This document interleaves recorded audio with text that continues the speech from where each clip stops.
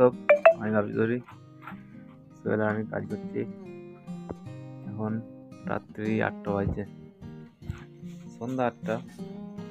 রাত্রি মনে হচ্ছে শীতকাল অনেক আগে সন্ধ্যা হয়ে গেছে, 5টা সন্ধ্যা হয়ে গেছে।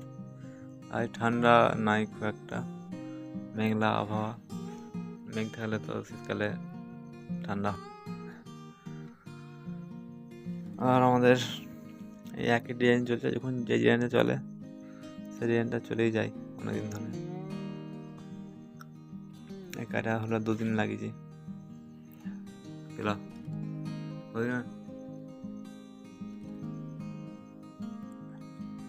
আর আমাদের এই কাজ করার রুমটাই গরম হয় ভালো, ঠান্ডা বাইরে ঠান্ডা আবহাওয়া। এখন মোটামুটি ঠান্ডা আছে বাইরে, এই রুমটার ভেতরে গরম, কোনো দিকে ফাঁক নাই।